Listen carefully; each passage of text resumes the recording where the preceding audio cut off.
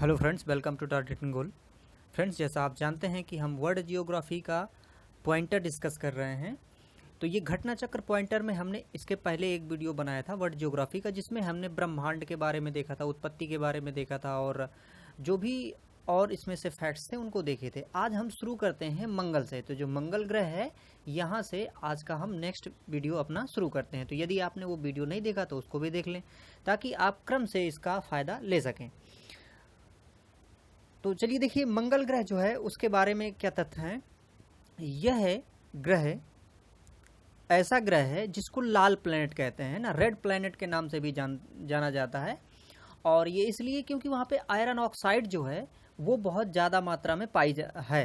तो iron oxide की वजह से इसको लाल ग्रह भी कहते हैं। एक ग्रह के दिन का मान और उसके अक्ष का झुकाव लगभग पृथ्वी के दिन के मान और झुकाव के समतुल्य है। वह ग्रह कौन सा है? मंगल ग्रह। मतलब मंगल का जो झुकाव है वो पृथ्वी की तरह ही है। कथन और कारण दिए हैं।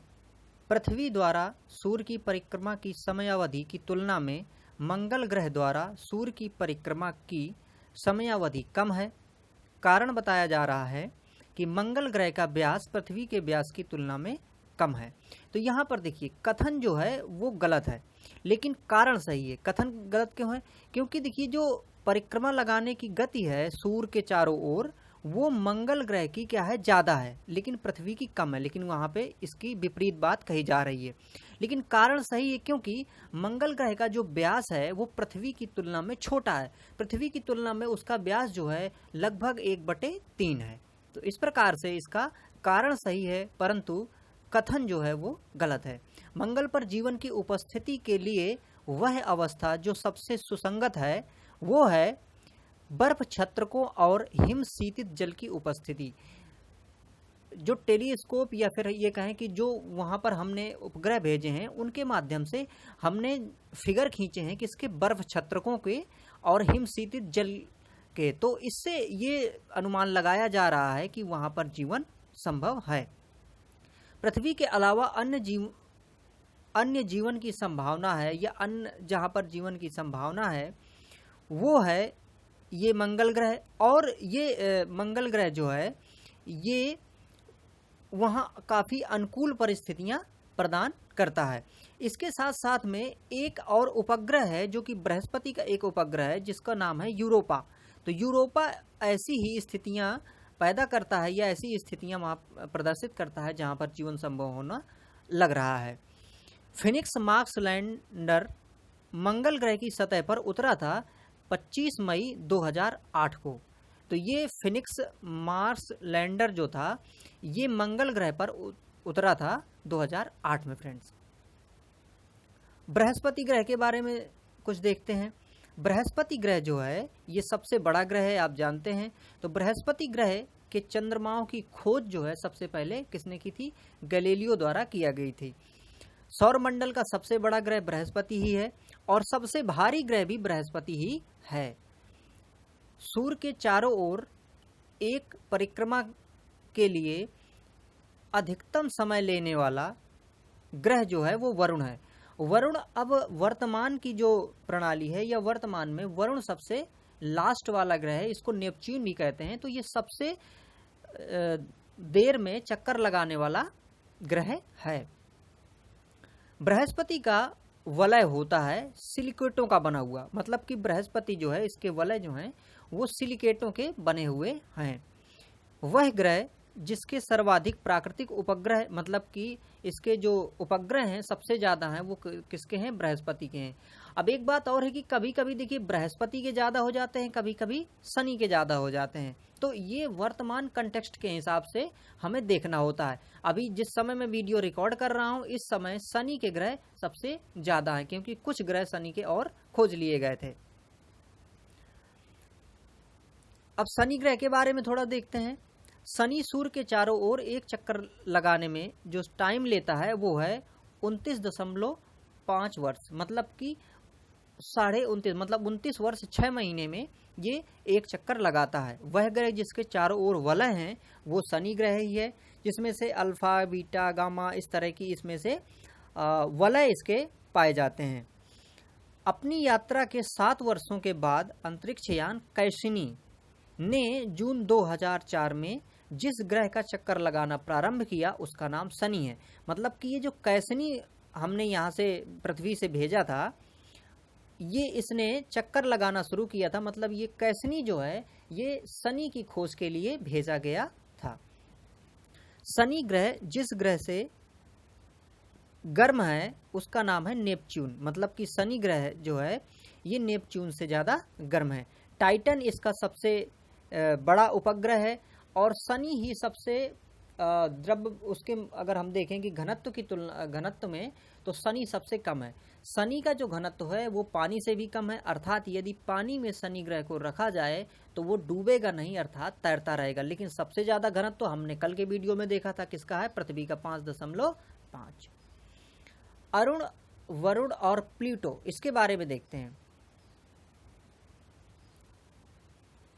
यूरेनस सूर्य के चारों ओर एक परिक्रमा लगाने में जो समय लेता है वो 84 वर्ष का है। जिस ग्रह ऑब्लिक बौना ग्रह का वर्ष दीर्घतम होता है वह है प्लूटो। मतलब कि इसको अब देखिए बौने ग्रह की श्रेणी में रखा गया है और सूर्य का चक्कर लगाने में इसको सबसे ज़्यादा समय लगता है। इंटरनेशनल एस्ट्रोनॉमिकल यूनियन मतलब कि IAU, इसका एक सम्मेलन हुआ था 2006 में और इसी सम्मेलन में प्लूटो को बौने ग्रह के रूप में इंडिकेट किया गया था। इसको ग्रह की श्रेणी से निकाल दिया गया था। सौर परिवार का सबसे छोटा ग्रह बुध है। सौर मंडल का सबसे ठंडा ग्रह नेपच्यून है। सौर जगत का सबसे दूर ग्रह की बात करें तो इसमें देखिए कभी वरुण कभी यम, इसलिए क्योंकि देखिए जैसे मान लीजिए ये सूर्य है और ये देखिए चक्कर जैसे इस तरह से लगा रहे हैं ग्रह, तो मान लीजिए कि ये वरुण की लगाने की वो है, लेकिन इसके बाहर है यम, ठीक है। अब देखिए उसमें क्या होता है कि जैसे ये यम है, ठीक है, तो यम इसकी चूंकि कक्षा को काटता है इसीलिए इसको बाहर कर दिया गया है। भाई ग्रह जो है वो ऐसा होना चाहिए कि किसी दूसरे की परिक्रमण पथ को वो काटे नहीं, लेकिन ये क्या करता है कि वरुण के परिक्रमण पथ को काटता है, इसलिए इसको बाहर किया गया। अब देखिए सूर्य से सबसे दूर पर अगर देखा जाए तो अब अगर यहाँ की स्थिति से देखेंगे तो सूर्य से देखिए नज़दीक हो जाएगा यम, और अगर आप यहाँ की स्थिति से देखेंगे और इसके तुलना कर लेंगे तो यहाँ पर क्या हो जाएगा कि वरुण सबसे दूर हो जाएगा। इसलिए यहाँ पर यह है कि कभी वरुण दूर होता है तो कभी यम दूर होता है। निक्स एवं हाइड्रा जो हाइड्रा है ये चंद्रमा किसके हैं, मतलब कि ये उपग्रह किसके हैं, प्लूटो के। तो प्लूटो के निक्स और हाइड्रा उपग्रह हैं। चंद्रमा के बारे में देखते हैं। चंद्रमा पे मानव ने सबसे पहला कदम रखा, मतलब वहां पर गया, वो था 1969 में सबसे पहले नील आर्मस्ट्रांग नाम का जो व्यक्ति था वहां चंद्रमा में वो उतरे थे। सी ऑफ ट्रांक्विलिटी, ये क्या है, शांति सागर जिसको कहते हैं, ये चंद्रमा में है और ये एक प्रकार से सागर, कोई जल का सागर नहीं बल्कि ये एक बहुत बड़ा गड्ढा है। कथन और कारण दिए गए हैं। कथन में है चांद का सदैव एक अभिन्न फलक ही पृथ्वी की ओर अमुख होता है।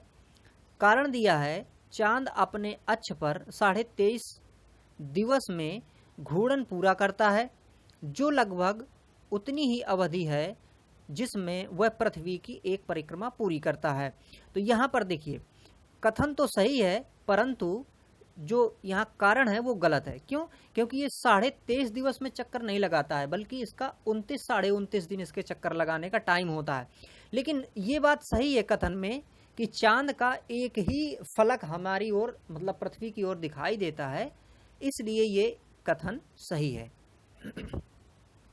पुनः कथन और कारक हैं। कथन में देखिए दिया है पृथ्वी पर से चंद्रमा के पृष्ठ का केवल एक ही फलक दिखाई देता है, और कारण में यहाँ पर दिया गया है कि अपने अक्ष पर चंद्रमा के घूर्णन का काल उसके पृथ्वी के चारों ओर घूमने के काल के बराबर है।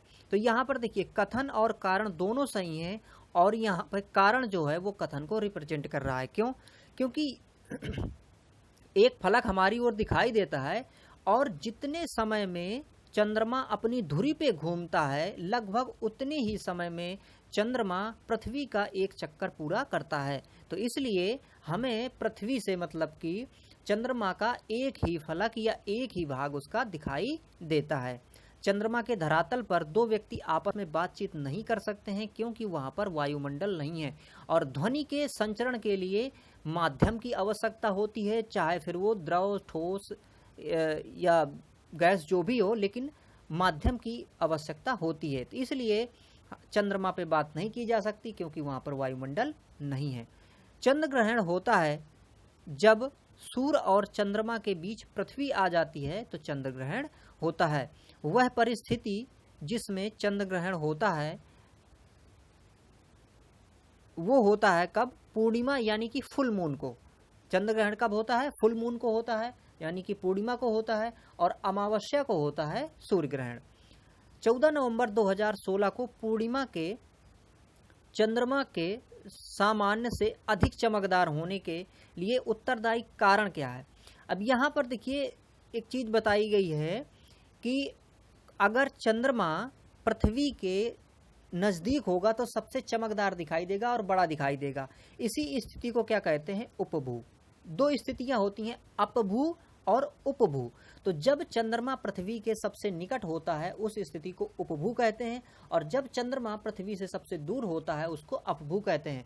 तो उपभू की स्थिति में चंद्रमा पृथ्वी से लगभग 14% बड़ा दिखाई देता है और ये प्रकाशमान भी ज्यादा होता है। जब अर्धचंद्र है तो सूर्य, पृथ्वी तथा चंद्र के बीच में कोण कितना होता है? अर्धचंद्र का मतलब है कि अगर आपने तिथियों के बारे में सुना हो कि सप्तमी या अष्टमी जब होती है तो उस समय चंद्रमा, पृथ्वी और सूर्य के बीच में जो कोण बनता है वो कितने का होता है? 90 डिग्री का। मतलब ऐसा कि अगर मान लीजिए यहाँ पृथ्वी है और मान लीजिए ये सूर्य है तो चंद्रमा इधर पर होगी, अर्थात ये इस प्रकार की स्थिति बनाएगा, ये 90 डिग्री यहाँ पे बनेगा। सौर मंडल में चंद्रमा क्या है? पृथ्वी का एक उपग्रह है और पृथ्वी का एक ही उपग्रह है। यहाँ पे मिलान करना है। देखिए यूरेनस क्या है? ग्रह है, चंद्रमा उपग्रह है, हेली पुच्छल तारा है और मैरीनर ये क्या है? कृत्रिम उपग्रह यान है। ब्लू मून परिघटना होती है। ब्लू मून परिघटना तब होती है जब एक सौर वर्ष में एक अतिरिक्त पूर्णिमा होती है। एक अतिरिक्त पूर्णिमा होने का ये मतलब है यहाँ पर कि अगर किसी महीने में 2 पूर्णिमा पड़ जाएं तो उसमें से सेकंड वाले को ब्लू मून कहते हैं। जैसे मान लीजिए कि एक तारीख को हो गई पूर्णिमा और फिर एक चल के मान लीजिए कि 30 या 31 तारीख को हो गई, तो इस स्थिति में सेकंड वाले को क्या कहेंगे? ब्लू मून कहते हैं। जब किसी वस्तु को पृथ्वी से चंद्रमा पर ले जाया जाता है तो उसका भार क्या होता है? घट जाता है, क्योंकि भार का मतलब होता है W बराबर mg। m यहाँ पर मास होता है जो कि कहीं भी ले जाएं आप नहीं बदलता है, लेकिन g जो कि गुरुत्वीय त्वरण है इसका मान बदलता रहता है। तो इसका मान चूंकि पृथ्वी की अपेक्षा चंद्रमा में 1/6 होता है, इसलिए वहां पर W का मान ऑटोमेटिकली 6 हो जाता है। चंद्रमा से पृथ्वी की जो औसत दूरी है वो 3,84,400 किलोमीटर दूरी है। मतलब चंद्रमा से पृथ्वी की दूरी 3,84,000 किलोमीटर है। क्षुद्र ग्रह क्या होते हैं? तो मंगल और बृहस्पति की कक्षाओं के बीच में सूर्य के चारों ओर परिक्रमा करने वाले शैल मतलब पत्थर के छोटे छोटे टुकड़ों का समूह जो है उसे हम क्षुद्र ग्रह कहते हैं। क्षुद्र ग्रह के विषय में कुछ कथन इस प्रकार से हैं। क्षुद्र ग्रह सूर्य की परिक्रमा करने वाले विभिन्न आकारों के चट्टानी मलबे हैं। अधिकांश क्षुद्र ग्रह छोटे हैं किंतु कुछ का व्यास जो है वो 1000 किलोमीटर तक भी हो सकता है। सौर मंडल में क्षुद्र ग्रह यानी एस्टेरॉयड छोटे खगोलीय पिंड हैं। ये जिन ग्रहों के मध्य में हैं उनका नाम है मंगल और बृहस्पति, अर्थात मंगल और बृहस्पति के बीच में ही क्षुद्र ग्रह की पट्टी पाई जाती है। क्षुद्र ग्रहों तथा धूमकेतु के बीच में अंतर क्या होता है? क्षुद्र ग्रह लघु चट्टानी ग्राहिकाएं मतलब प्लेटनेटायड हैं, जबकि धूमकेतु हिमशीतित गैसों से निर्मित होते हैं जिन्हें चट्टानी और धातु पदार्थ आपस में बांधे रहते हैं। धूमकेतु गोचर दीप्तमान पूंछ दर्शाते हैं, जबकि क्षुद्र ग्रह ऐसा नहीं करते हैं।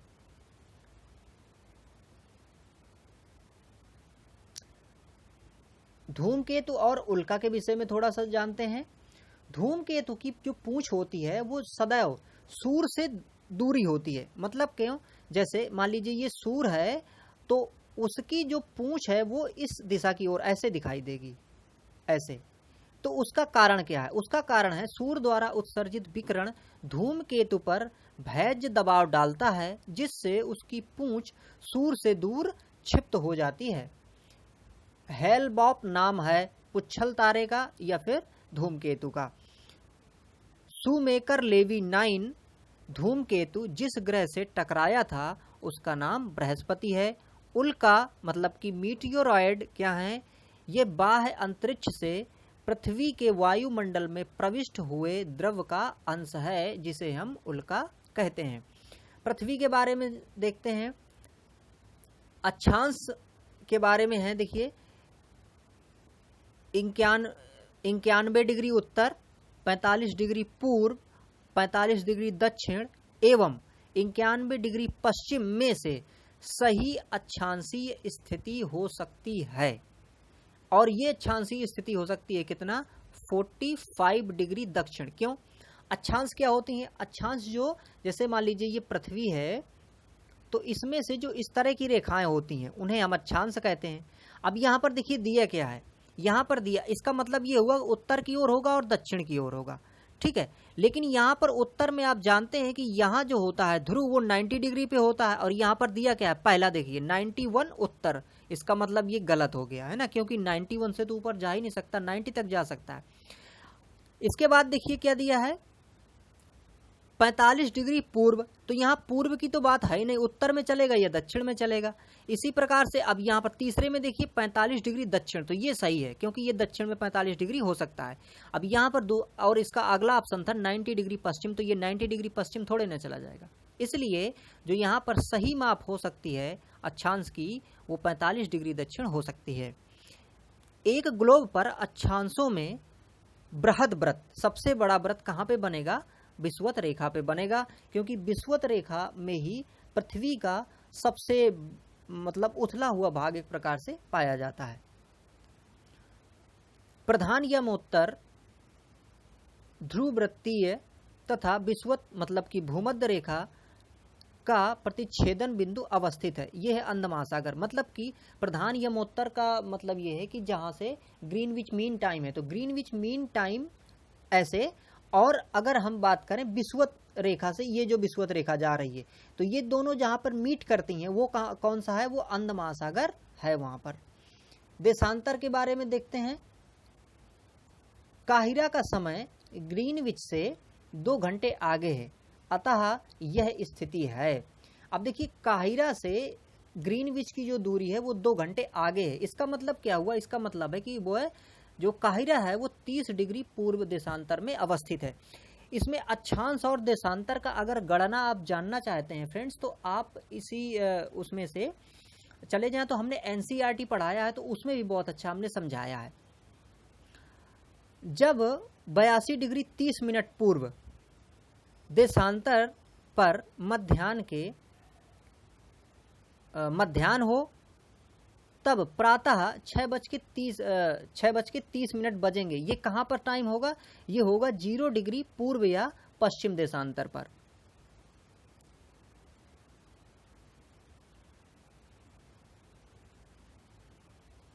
और भी यहाँ पर देखिए हैं इसी तरह से हैं। किसी स्थान का मानक समय जैसे है, तो मानक समय कहाँ से काउंट किया जाता है? वो किया जाता है प्रधान मध्याह्न से, मतलब कि ग्रीनविच मीन टाइम से ही टाइम कैलकुलेट किया जाता है।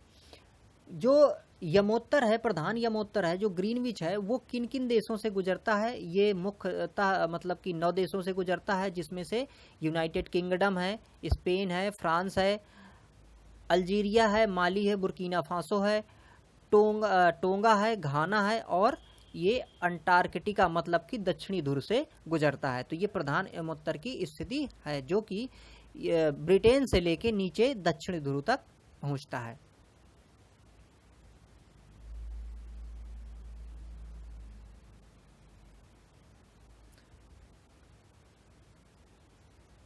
कुछ और देखते हैं। ग्रीनविच मध्य समय से आगे और पीछे क्रम में यहाँ पर देखिए सेट करना है। तो यहाँ पर जापान है, इराक है, ग्रीस है, क्यूबा है, कोस्टारिका है, इस प्रकार से यहाँ पर ये चीज़ें दी गई हैं। अब देखिए विषुवत रेखा और भूमध्य रेखा के विषय में जो कंटेंट है उसको देखते हैं। पृथ्वी की भूमध्य रेखा की जो कुल लंबाई है वो कितनी है? 40,000 किलोमीटर। भूमध्य रेखा गुजरती है, ये कहाँ कहाँ से गुजरती है? तो कुल ये 13 देशों से गुजरती है, जिसमें साओ टोम और प्रिंसिप, गैबन, कांगो गणराज्य, कांगो लोकतांत्रिक गणराज्य, युगांडा, केन्या, सोमालिया, मलावी ने ये मालदीव, इंडोनेशिया, किरिबाती, इक्वाडोर और कोलंबिया तथा ब्राजील, इन 13 देशों से ये गुजरती है भूमध्य रेखा। जिस अक्षांश पर वार्षिक तापांतर न्यूनतम होता है वो होती है भूमध्य रेखा। मतलब भूमध्य रेखा में तापांतर जो है वर्ष भर लगभग सेम रहता है। कोलंबो, जकार्ता, मनीला एवं सिंगापुर में से भूमध्य रेखा के सर्वाधिक जो निकट है वो कौन है? सिंगापुर। सिंगापुर सबसे निकटता की स्थिति रखता है। भूमध्य रेखा, कर्क रेखा और मकर रेखा, तीनों रेखाएं जिस महाद्वीप से गुजरती हैं उस महाद्वीप का नाम क्या है? अफ्रीका। तो फ्रेंड्स ये काफ़ी कंटेंट था, और अगला वीडियो हम देखेंगे तो उसमें कर्क रेखा, मकर रेखा और जो भी सारा कंटेंट होगा हम क्रम वाइज फ्रेंड्स देखते जाएंगे। तो फ्रेंड्स देखते रहिए इस चैनल को, और यदि वीडियो आपको अच्छे लगे तो इनको लाइक भी करिए और अपने फ्रेंड्स के साथ शेयर भी करिए। Thank you.